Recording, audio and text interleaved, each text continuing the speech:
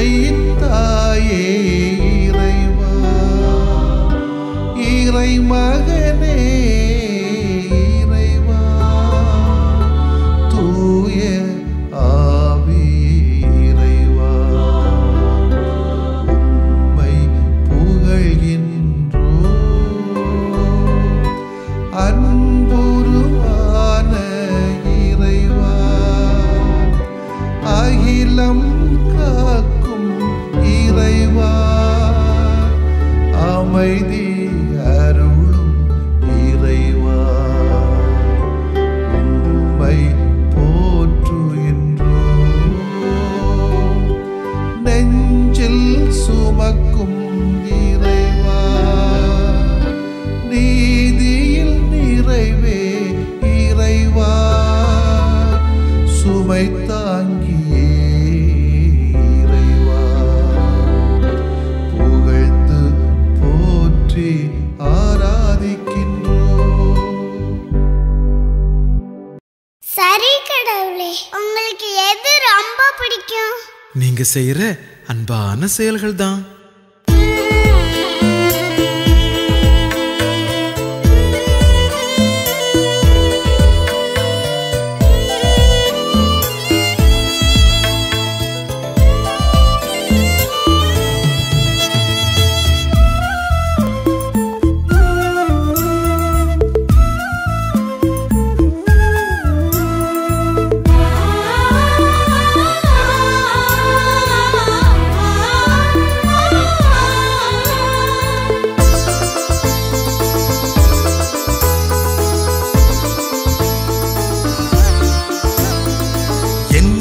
தர நான் உனது பலியில் என்னை தரவா பணியின் வடிவில், என்ன தர நான் உனது பலியில் என்னை தரவா பணியின் வடிவில், எதை நான் செய்தேன் இதுவரை அதை பலியாய் ஏற்பாயே இறைவா, இறைவா, இறைவா, இறைவா, இறைவா, இறைவா.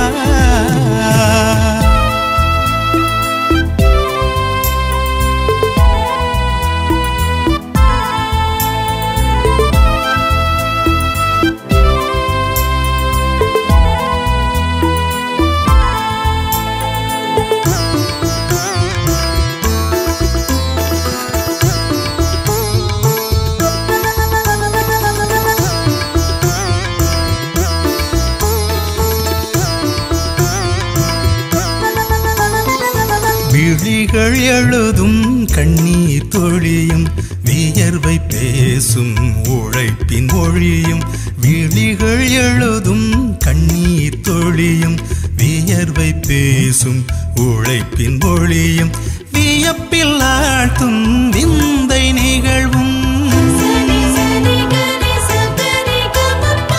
வியப்பில் ஆழ்த்தும் விந்தை நிகழ்வும், விரும்பி தந்தேன் பலியின் பொருளனவே இறைவா, இறைவா, இறைவா, இறைவா, இறைவா, இறைவா.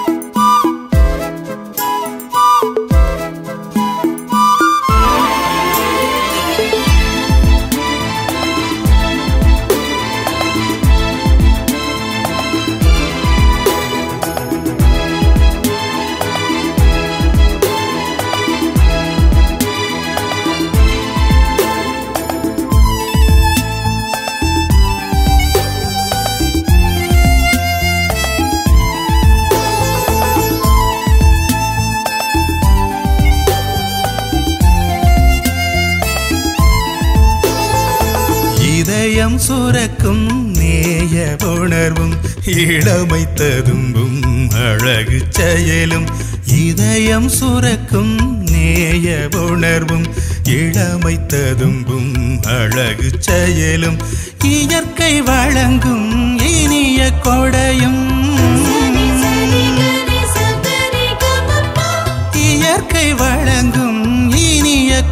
யாவையும் இறைவா தந்தேன் பலியின் பொருளெனவே. இறைவா இறைவா இறைவா இறைவா இறைவா இறைவா. என்ன தர நான் உனது பலியில், என்னை தரவா பணியின் வடிவில். என்ன தர நான் உனது பலியில், என்னை தரவா பணியின் வடிவில். எதை நான் செய்தேன் இதுவரை, அதையே பலியாய் ஏற்பாயே. இறைவா இறைவா இறைவா இறைவா இறைவா இறைவா. யோவான் எழுதிய நற்செய்தி அலகு 3 இறை சொற்றொடர்கள் 7 முதல் 15 வரையிலானவைகள். அக்காலத்தில் இயேசு நிக்கதேமிடம் கூறியது, நீங்கள் மறுபடியும் பிறக்க வேண்டும் என்று நான் உமக்கு கூறியது பற்றி வியப்படைய வேண்டாம். காற்று விரும்பிய திசையில் வீசுகிறது, அதன் ஓசை உமக்கு கேட்கிறது, ஆனால் அது எங்கிருந்து வருகிறது என்றும் எங்கு செல்கிறது என்றும் உமக்கு தெரியாது. தூய ஆவியால் பிறந்த அனைவருக்கும் இது பொருந்தும் என்றார். நிக்கதேம் அவரை பார்த்து, இது எப்படி நிகழ முடியும் என்று கேட்டார். அதற்கு இயேசு கூறியது, நீர் இஸ்ரவேல் மக்களிடையே போதகராய் இருந்து உமக்கு இது தெரியவில்லையே?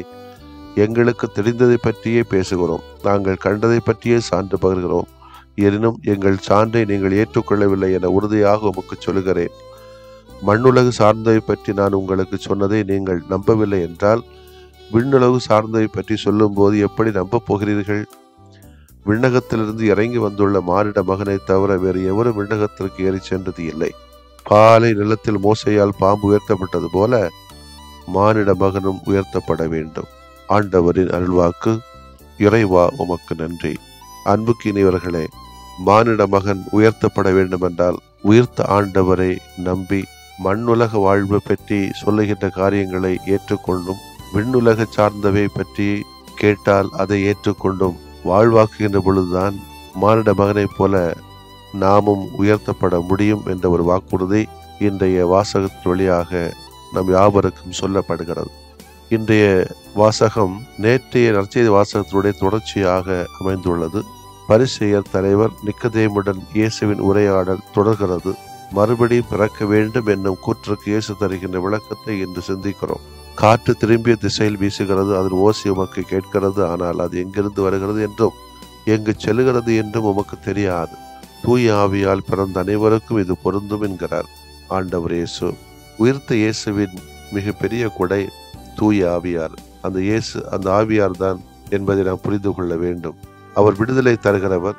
பாவத்திலிருந்தும் கவலைகளிலிருந்தும் கண்ணீரிலிருந்தும் கட்டுகளிலிருந்து நம்மை விடுவிப்பவர். தூய ஆவியாரால் வழிநடத்தப்படும் எவரும் எந்த தடையுமின்றி விடுதலை உணர்வோடு செயல்படலாம், வாழலாம், வாழ வைக்கலாம், உடைக்கலாம், உடைபடலாம். குறிப்பாக அச்சம், எதிர்காலம் பற்றிய கவலை இன்றி இறைபணி ஆற்றலாம்.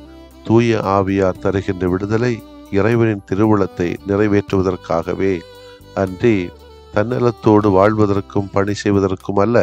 தூய ஆவியார் தன் கட்டுப்பாட்டுடனும் விடுதலை உணர்வுடனும் வாழ நம்மை பயிற்றுவிக்கிறார். புரியாமைக்கு 2 காரணங்களை சொல்லலாம். ஒன்று, புரிகிற அளவுக்கு அறிவு வளர்ச்சி இல்லாமை. ஆனால் அது ஒன்றும் பெரிய குறை அல்ல. அதை மற்றவர்கள் அறிவு வளர்ச்சிக்கு ஏற்ப நாம் விளக்கி சொல்கின்ற போது புரிந்து கொள்வார்கள். இரண்டாவது, புரிய விரும்பாமை. புரிந்து கொள்வதற்கு அறிவிருந்தும் அதை கேட்காமல் வேண்டுமென்றே அதில் நாட்டமில்லாமல் இருக்கிற நிலை. நிக்கதேம் இந்த 2ஆம் நிலையில் இருக்கிறார்.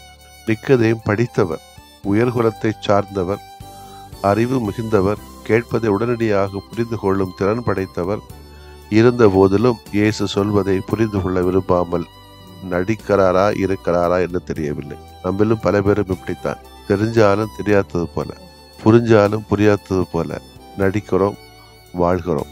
கேட்டா சொல்றது அப்படியா, ஓ அது தெரியாது என்று ஆச்சரியத்தோடு கேட்கக்கூடிய கேள்வி இருக்குதே, அதுதான் மனதுக்கு அதிகமான வேதனையை தரும். புதுப்பிறப்பு என்கிற வார்த்தை நிக்கதேமுக்கு ஒன்று புதிதாக இருக்க முடியாது. ஏனெனில் அவர் மறைநூலை கரைத்து குடித்தவர் தான். இறைவாக்கினர் இசைக்கியல் தொடர்ச்சியாக புதிய இதயத்தை பற்றி பேசிக்கொண்டே இருக்கிறார்.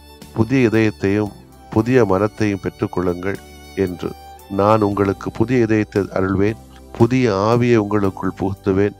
உங்கள் உடலிலிருந்து கல்லான இதயத்தை எடுத்துவிட்டு சதையாலான இதயத்தை பொருத்துவேன். இங்கே புதுப்பிறப்பு என்பது நமது பழைய வாழ்வை விட்டுவிட்டு இயேசு கிறிஸ்து தருகிற உயிர்ப்பு தருகிற புதிய வாழ்வை பெற்றுக்கொள்வது. பழைய ஏற்பாட்டில் கடவுள் இறைவாக்கினர் வாயிலாக முன்னறிவித்ததை இயேசு வழியாக செயல்படுத்துகிறார். இயேசு தந்த இந்த புதிய வாழ்வை பலர் புரிந்து கொண்டு தங்கள் வாழ்வை மாற்றி புதிய ஆவியையும் புதிய இதயத்தையும் பெற்றுக்கொண்டார்கள். ஆனால் படித்த உயர்குலத்தைச் சேர்ந்த நிக்கதேமால் அதை புரிந்து கொள்ளவே முடியாத நிலையில் இருக்கிறார். நம்மிலும் பல பேர் இவரை போலத்தான். கடவுள் தருகிற அருளை கேள்விக்குள்ளாக்காமல் பெற்றுக்கொள்ள வேண்டும்.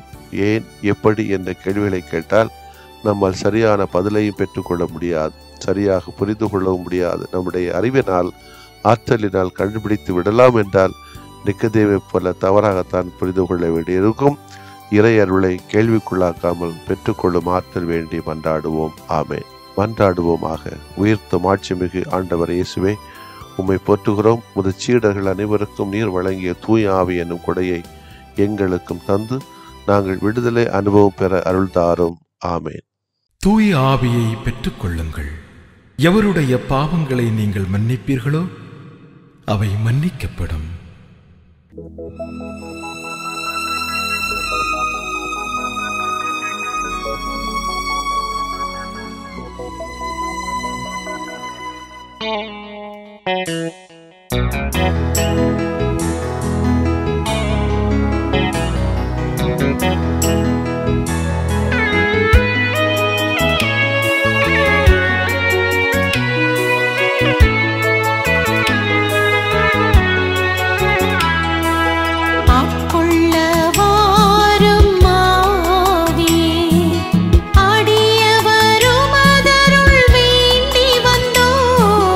ஆட்கொள்ள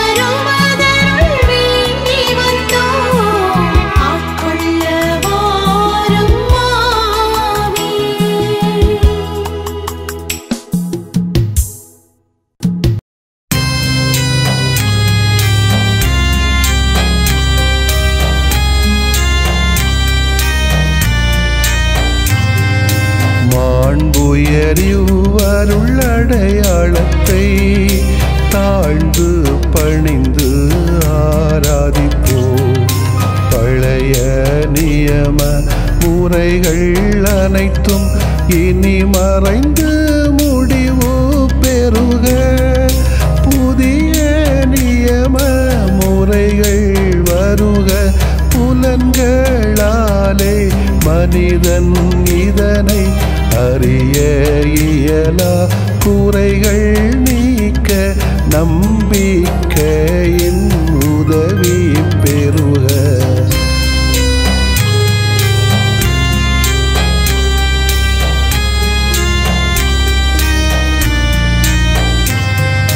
தந்தை அவர்க்கும் மகன் அவர்க்கும் புகழ்ச்சியோடு வெற்றியாக்கும். மீட்பின் பெருமை மாட்சிமையோடு வலிமை வாழ்த்து யாவுமாக. இருவரிடமாய் வருகின்றவராம் தூய ஆவியானவர்க்கும் அளவில்லாத சமப்புகழ்ச்சி என்றுமே உண்டாகுக. ஆமென்.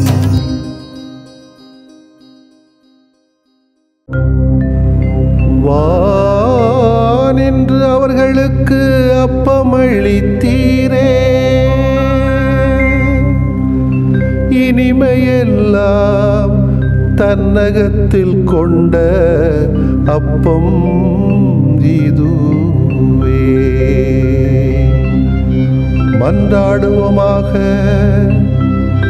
இறைவா, இந்த வியப்புக்குரிய அருளடையாளத்திலே உம்முடைய பாடுகளின் நினைவை எங்களுக்கு விட்டு சென்றீ.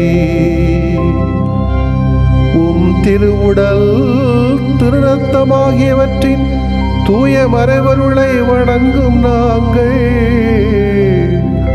உமது மீட்பின் பயனை இடைவிடாமல் துய்த்து உணர்ந்து மகிழ அருள்வீராக. தந்தையாகி இறைவனோடும் தூய ஆவியாரின் ஒன்றிப்பில் இறைவனா என்றென்றும் வாழ்ந்து ஆட்சி செய்கின்ற உம்மை மன்றாடுகிறோம்.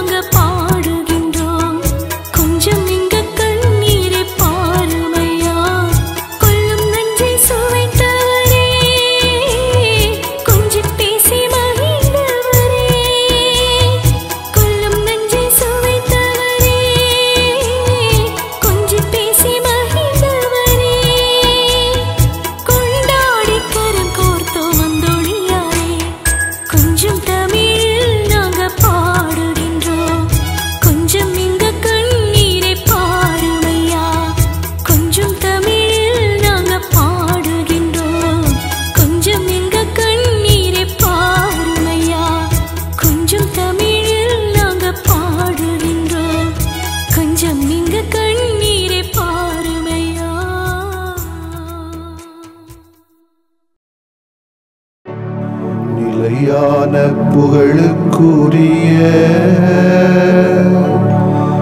தூய இறை நன்மைக்கு எல்லா காலமும் தொழுகையும் புகழும் போற்றியும் ஆட்சிமையும் உண்டாக கடவது. போற்றியும் ஆட்சிமையும் உண்டாக கடவது. தந்தை, மகன், தூய ஆவியாரின் பெயராலே ஆமென்.